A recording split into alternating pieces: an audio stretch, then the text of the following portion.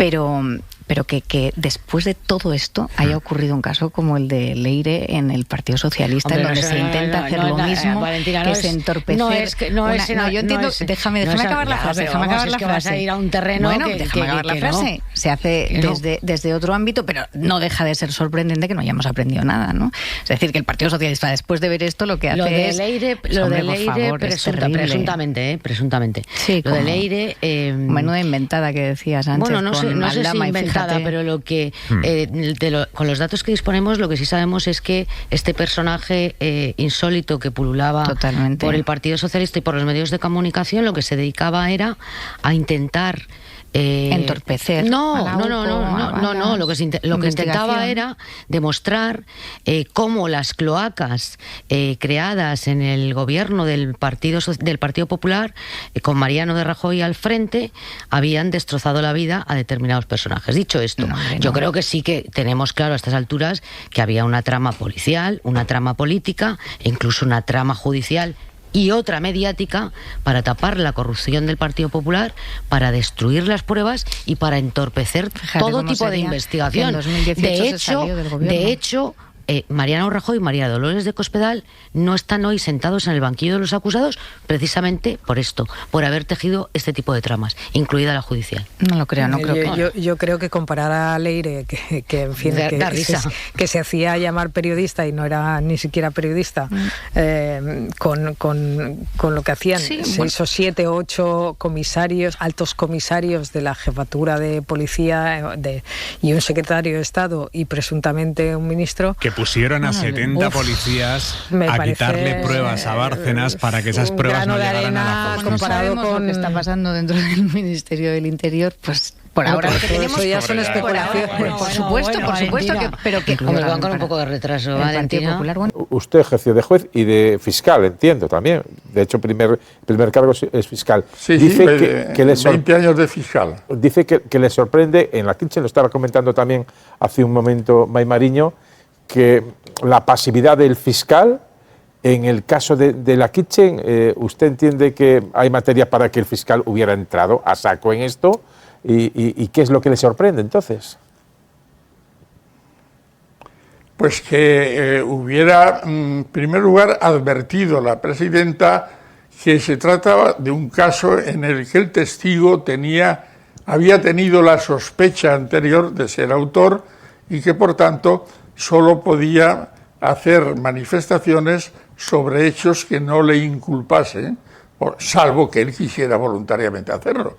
Eso ya es otra cosa, pero le ampara en no declarar contra sí mismo. Y por cierto, que el objeto del proceso, que creo que se está divagando mucho, era pura y simplemente destruir la contabilidad extracontable, en una frase genial de Bárcenas, porque el dinero que entraba a chorros de las comisiones por adjudicación de obra pública no podía encajarse dentro de los límites de la ley de financiación de partidos políticos. Y no quedaba otro remedio que hacer una doble contabilidad. Y esa doble contabilidad era la prueba definitiva que se manejó en la Gürtel para condenar al PP como partícipe a título lucrativo. Una última cuestión. Y por tanto... Sí, diga. Sí.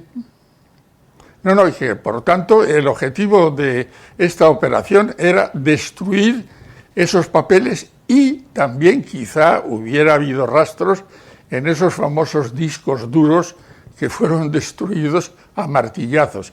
Y este es un hecho notorio reconocido por el PP. Correcto.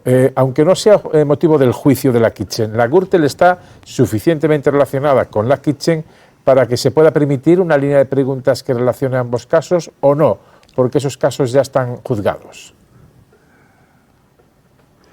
No, yo creo que ahora, ya una vez que ha pasado esta fase, hay que centrarse en la operación de destrucción que lleva aparejado hechos tan grotescos como el cura que entra en casa de Bárcenas, los seguimientos a su mujer, a Rosalía, el comportamiento respecto de Bárcenas, que por cierto, lo que dijo Rajoy no es exacto. Los millones que el señor Bárcenas tenía en Suiza fueron regularizados aprovechando la amnistía fiscal de Montoro. Por tanto, no había nada que investigar. Lo había reconocido, él dijo que era debido a unos buenos negocios que había hecho y además se le permitió regularizar. Luego, repito, lo que se trataba de destruir eran los papeles de la contabilidad.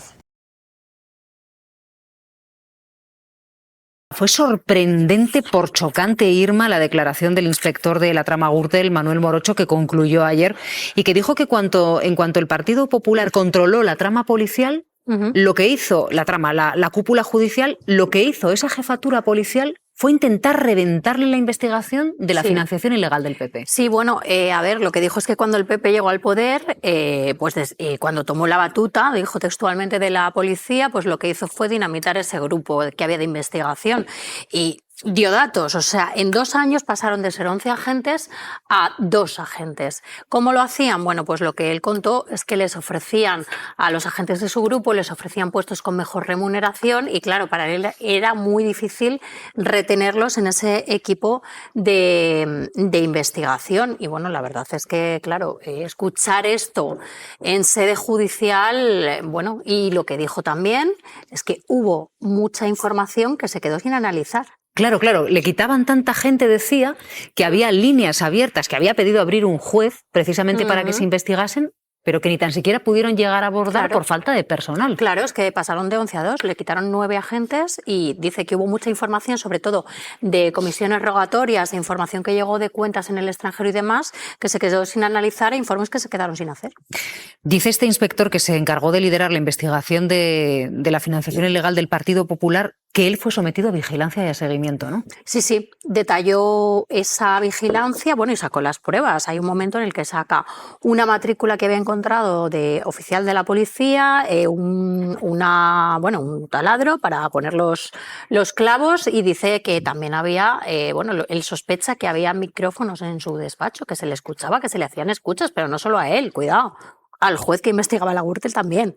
Estamos hablando de un juez que en su despacho lo tiene monitorizado. Es que es muy grave lo que se contó ayer en la Audiencia Nacional. Claro, Mateo, es que cuando le dijeron a Manuel Morocho, oiga, inspector, ¿usted cree que tenía micrófonos en su despacho? Dice, yo creo que sí, pero el que lo tenía seguro era el juez que estaba al frente de la investigación, Pablo Ruz, e incluso llegó a contar una anécdota de qué le sucedía cuando el juez y él querían hablar. Querían hablar, se salían al pasillo del despacho y allí tenían o podían hablar de forma más íntima entre los dos sobre asuntos sensibles. Estos presuntos seguimientos, Silvia, o escuchas en el despacho de un juez en la Audiencia Nacional se habrían producido entre diciembre de 2013 y noviembre de 2014. Aproximadamente serían 11 meses. ¿Por qué? Porque Morocho situó ayer en un antes y un después el hecho de que el juez Pablo Ruz ordenara o autorizara el registro o el requerimiento de información en la sede del Partido Popular. La policía estuvo 14 horas, la UDEF estuvo en la sede del Partido Popular pidiendo pruebas al partido.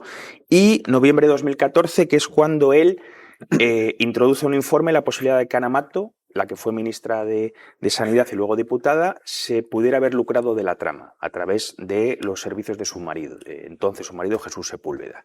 O sea, son 11 meses donde ellos trabajaron de esa manera. No solo lo que está contando Irma, de que le estaban desmantelando la unidad, sino también con ese sigilo cuando tenía que reunirse con el juez para informarle del avance de las pesquisas. Te digo más.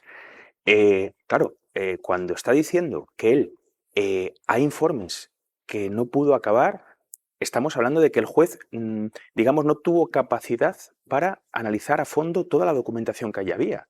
Y te digo otra cosa más, si la operación Kitchen, como todo parece indicar, y lo estamos viendo en el juicio, logró sustraer documentación que tenía Bárcenas en su poder sobre la caja B del Partido Popular, estamos hablando de que esa información nunca llegó a la autoridad judicial ni a la autoridad policial para elaborar los respectivos informes. Claro, con lo cual estamos diciendo que la información, la investigación, Silvia, quedó absolutamente coja. Claro, no, lo que estamos diciendo es que se ha condenado a los acusados de la Gürtel, de la financiación ilegal del Partido Popular, y al Partido Popular como partícipe a título lucrativo, con una información que, según la policía, era escasa, porque había numerosas líneas más de investigación que no se pudieron abordar, porque no había gente para hacerlo. Claro, en la pieza separada relativa a los papeles de Bárcenas, una pieza separada del caso Gürtel, el PP fue condenado como partícipe a título lucrativo en el procedimiento principal, confirmado por el Tribunal Supremo, la existencia de esa caja paralela o extracontable según Bárcenas, y es que la pieza separada fue archivada.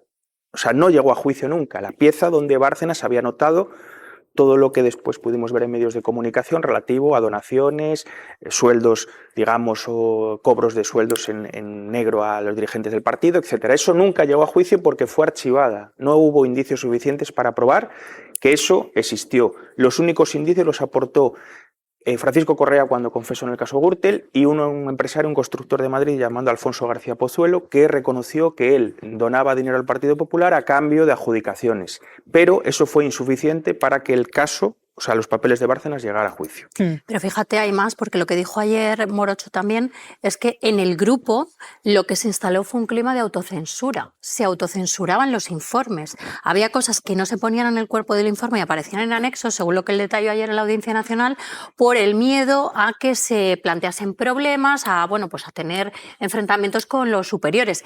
Y se decía en el informe que se había trabajado con una metodología que realmente no era la que se había utilizado. Entonces, por eso él se tiene que buscar, digamos, una vía diferente para poder informar al juez Ruz de cómo están trabajando realmente y de datos que eran fundamentales para la investigación, pero que no aparecían en los cuerpos de los informes. ¿Dónde los he introducido esos elementos, Silvia? En los anexos de los informes. ¿No? O sea, es como si estuviéramos pensando en una película en la cual tú mandas un mensaje encriptado a otra persona a través de un documento diciéndole, mira, aquí está el dato importante. Pues él lo tenía que incluir en los anexos para pasar el filtro de los problemas que le ponían sus jefes a la hora de introducir determinadas evidencias. Doctor Morocho y el equipo que le quedaba, que cada vez era más escuálido, fueron sometidos a un infierno. Y el juez Ruz también. Todos estos equipos, tanto el inspector de la UDEF, Manuel Morocho, al que hemos escuchado declarar, el equipo que estaba con él y este magistrado, insistieron en seguir investigando. Y eso que estuvieron sometidos a un infierno en el que les cortaban todas las vías de investigación, eliminándoles a gente. Y aparte de todo eso, mientras tanto, les daban todo tipo de incentivos para abandonar su cargo. Incentivos buenísimos, con sueldos, de miles de euros extra en otro punto. Y ellos siguieron insistiendo, porque mira que le ofrecieron al propio Morocho la posibilidad de cambiar a un destino mejor, desde embajadas, extranjero. ¿Qué le ofrecieron? Bueno, mira, y ayer nos reveló una cosa que no habíamos escuchado todavía, que es que porque a él le destinaron a la DAO, pues para quitarle un poco de en medio de la investigación, claro, porque no podían cesarle, como él muy bien explicó. Entonces, cuando le destinan a la DAO, lo que dice es que por orden de Eugenio Pino, que era el DAO de la policía en ese momento y que está acusado, que está sentado en ese banquillo, pues un inspector le ofrece irse a Guatemala. Pero le dice, bueno, tú te vas a ir a Guatemala, pero oye, que no vas a poder venir a los juicios, porque él lo primero que preguntó es si iba a poder venir a testificar a los juicios de lo que estaba investigando. Y le dijo, bueno, yo no te lo aseguro. Y entonces él lo que explicó ayer, que dice, yo le dije, pero ¿usted sabe quién soy yo? Pues yo soy el investigador principal de Gürtel.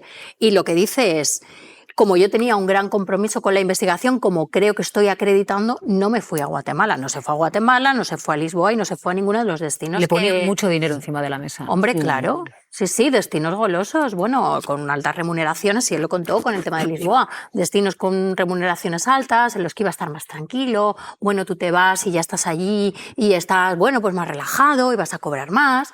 Pero él, lo que ha venido a acreditar, porque además hay una cosa que es muy importante y es que el testimonio que ha prestado en esta declaración es muy parecido, casi idéntico al de la instrucción. No ha variado nada, ni un solo detalle. Con lo cual, yo creo que viene a acreditar que realmente no era incorruptible. O sea, no tenía un gran compromiso con esa investigación y no se le podía comprar por dinero. Y yo me estoy preguntando, después de todo esto, ¿quién puede investigar al inspector jefe de la UCO? Investigar, quiero decir, escuchar, someterle a seguimiento, ponerle micros en el despacho, a él y al juez Ruz, que llevaba la investigación y que dice, no estoy tan seguro de que tenía micrófonos en el despacho, que iba a hablar con el jefe de la policía, con Morocho, fuera del despacho, porque si no aquí nos iban a escuchar todas las cuestiones más dedicadas que teníamos que abordar. Pero es que, ya no solo porque cuenta este episodio, ya te digo que se trasladaría o tendría lugar en 11 meses, entre el 13 y el 14. es que, vamos a ver, es que la operación Kitchen se desarrolla entre el 13 y el 15. Es que en ese momento, esta misma policía que está detrás o sentada en el banquillo, acusada por una operación sin aval judicial para espiar a Luis Bárcenas, estaba haciendo también las labores del caso de los Pujol, estaba con el tema de los informes de Podemos, estaba en el tema del pequeño Nicolás a partir del 14, donde estamos replicando lo mismo que estamos escuchando en Kitchen. Esa fue una investigación de asuntos internos donde un juez de Madrid tuvo que blindarla porque esos mismos policías que estaban investigando al pequeño Nicolás estaban siendo investigados por otros policías y seguidos y perseguidos. Con lo cual, claro, es que estamos hablando de que la operación Kitchen fue una operación más de esta camarilla policial. Pero es que detrás de eso hay bastantes más asuntos que llevaron entre manos y que aplicaban la misma estrategia para tratar de minimizarlos, desmantelarlos, destruir pruebas, etcétera. La operación Kitchen era la operación que se puso en marcha para tapar la investigación de la trama Gürtel, para que no se llegase a las últimas consecuencias. Y ayer el inspector Morocho de la UDEF, de la Unidad de Delitos Económicos y Fiscales, reconoció que fue así, que no pudieron investigar todo lo que les había pedido el juez que investigasen porque les cortaron las alas. Hay un debate público, social, ciudadano, periodístico, sobre cómo se están dirigiendo desde el tribunal estos dos juicios que se celebran en paralelo, el de la Kitchen y el caso Mascarillas. Hay quien dice que en el primero, en la Kitchen, se está acotando demasiado la acción de la acusación y los testimonios, y que en el segundo se permite con mucha más laxitud. Con su experiencia de más de 2.000 juicios a sus espaldas, ¿qué análisis hace de la dirección de los dos juicios? Es evidente que hay una diferencia notable. En la Kitchen hay un intervencionismo excesivo en contra de lo que aconseja la ley de enjuiciamiento criminal y las reglas de funcionamiento de los jueces, y en cambio en el caso de las mascarillas hay una pasividad verdaderamente llamativa. Yendo al caso de la Kitchen, yo creo que en lo que acierta la presidenta es en delimitar el objeto del proceso. Yo soy crítico, pero hubo un momento en que el juez Ruz iba a seguir adelante con la investigación contra el presidente del gobierno y la secretaria general, presidente del Partido Popular, y entonces surge una conversación entre Ignacio González y Zaplana y dicen: hay que quitar a este juez, mandarle a escardar cebollinos y traernos a García Castellón, que era el titular oficial, aunque estaba fuera de España. Bueno, entonces ahí el juez García Castellón traza una línea roja, como ahora se dice, deja fuera al presidente del partido y a la secretaria general y se centra en el ministro del Interior, el secretario de Estado y algunos policías. En ese aspecto la jueza tiene razón, hay que acotar el objeto del proceso.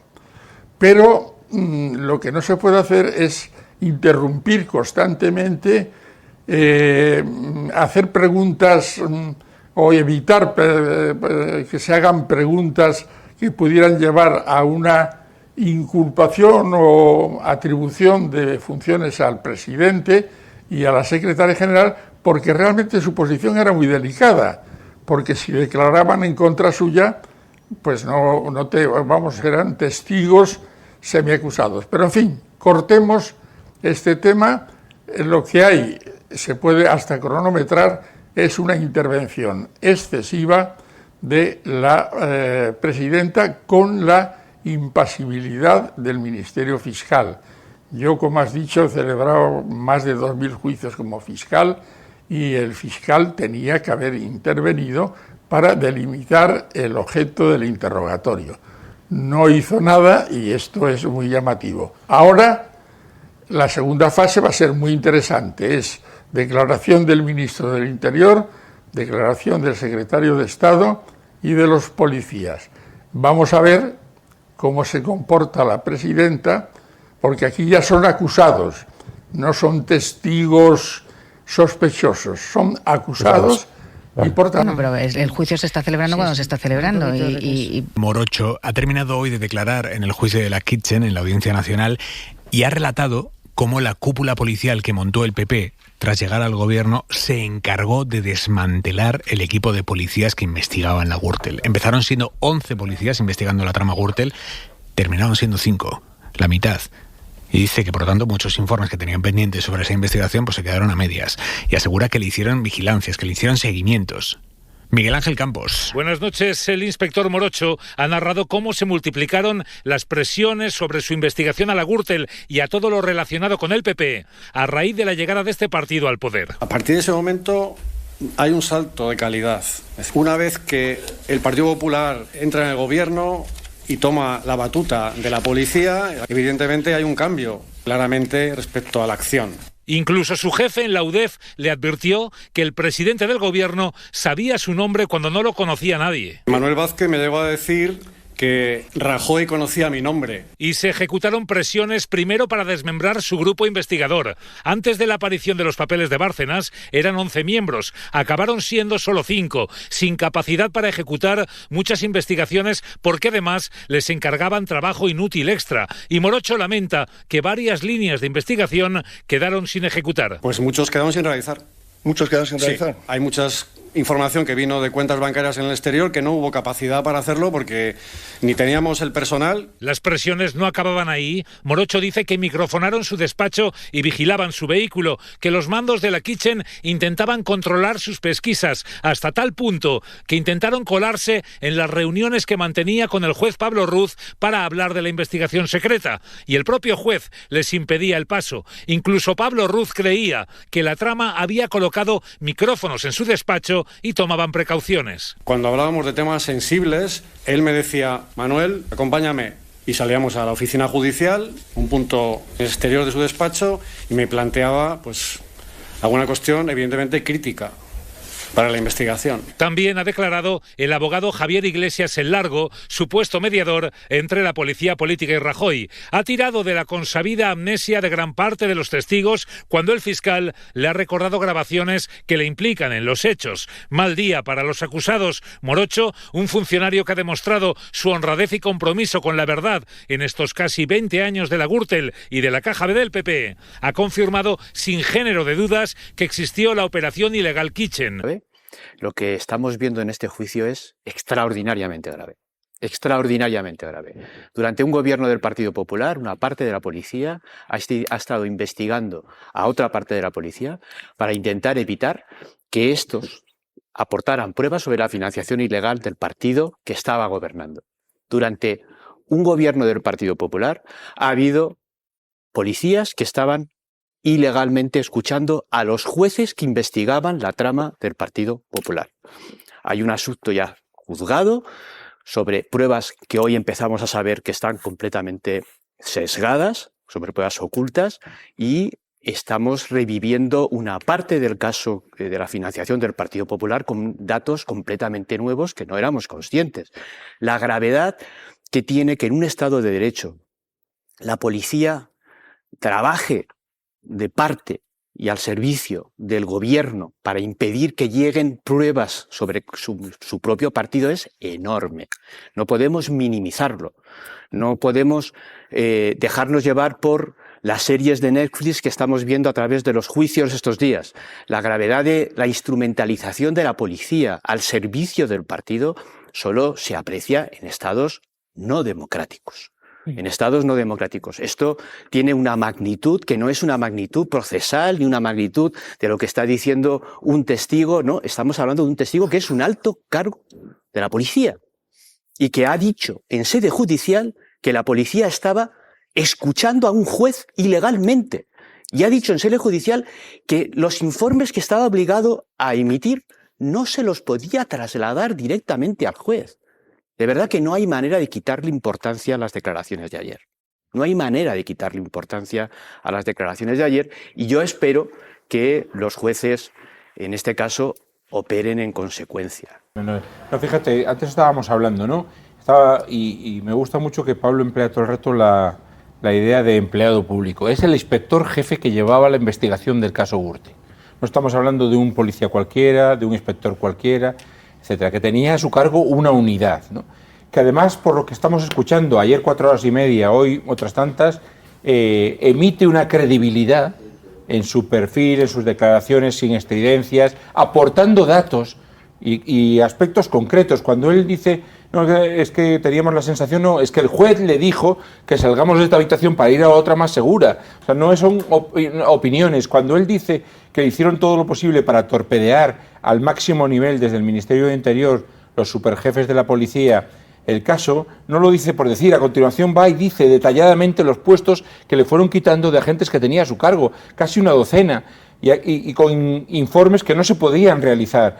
Luego, además, es que aporta datos escalofriantes de él y de sus colaboradores sobre ofertas que le hicieron concretas para quitarles la investigación y mandarles, premiarles, entre comillas, con puestos mejor retribuidos en el extranjero, siempre en Lisboa, Estados Unidos, a donde eligiera, que eligiera a dónde quería ir para terminar con la investigación. Y yo acabo con una conclusión. Cuando todo es así y todo apunta, ya veremos qué pasa, pero hacia el director adjunto operativo de la policía en aquel momento, como el muñidor de toda esa estrategia para intentar tapar, como antes bien explicaba Pablo, las pruebas y robar pruebas e intentar ocultar pruebas de todo lo que tenía que ver con el caso Gürtel, que tanto afectó al Partido Popular. ¿Alguien se puede creer que el director adjunto operativo, el máximo mando policial, actúa de esta manera, y el secretario de Estado de Seguridad, un cargo del Partido Popular, letrado de las Cortes, y el ministro del Interior, Jorge Fernández Díaz, que ha estado en todos los ministerios por los que ha pasado Mariano Rajoy, no informaban de nada, no se enteraban de nada, y al presidente del gobierno no le llegaba nada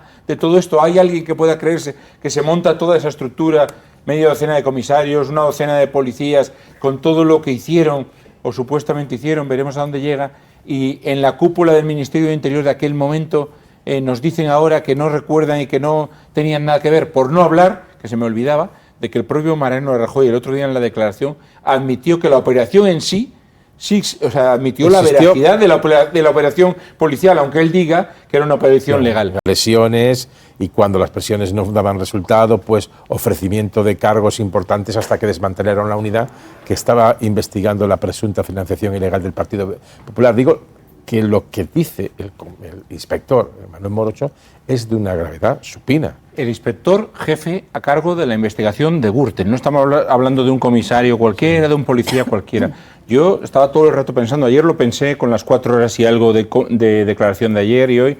No estamos hablando, que eso es más frecuente, ahora hablaba May de que hay estrategias de defensa, de que unos dicen una cosa y otros. No, estamos hablando de que un policía, y un policía cualquiera, un jefe a cargo de una investigación de corrupción tan grave, está contando cómo le presionaban, cómo le anulaban, cómo evitaban darle información durante muchísimo tiempo relacionada con esa investigación que afectó durante esos años a la cúpula del Partido Popular, ¿no? Y hay que recordar que aquí estamos hablando además de que es algo, yo creo que casi de sentido común, que una operación como esta, que parece bastante confirmada y ya veremos a ver que termine el juicio, ¿no? Pero que implica a media docena de comisarios, a más de una decena de policías, que significa en un momento determinado el fichaje para que el chofer, vamos a decir fichaje entre comillas, el chofer de Luis Bárcenas pase a ser un infiltrado de esa policía patriótica, en la que se asalta y se entra en el estudio privado de la mujer de Luis Bárcenas, en la que se parece que se consigue o que se implementa un secuestro de la mujer de Luis Bárcenas desde su hijo en su propia casa por un cura falso que todavía no sabemos muy bien quién montó. Todo ese tipo de instrucciones, el uso absolutamente desproporcionado, oculto de fondos reservados, todo eso para ocultar, para robar pruebas que podían implicar al Partido Popular en todo lo que el caso Gürtel. Claro que es gravísimo, y estamos hablando en este caso de que el inspector jefe a cargo de esa investigación está contando todas las perradas que le hicieron sus jefes al mando de la policía para intentar que esa operación, que esa investigación fracasara. Lucía. Bueno, yo creo que, fíjate, lo bueno es que todas esas presiones no surgieron efecto. Hubo una investigación, hubo una condena. Hubo muchos informes que a él le pedían, desde la UCO y desde el juez Ruz, que no pudo hacer porque le quitaron casi a una docena de personas.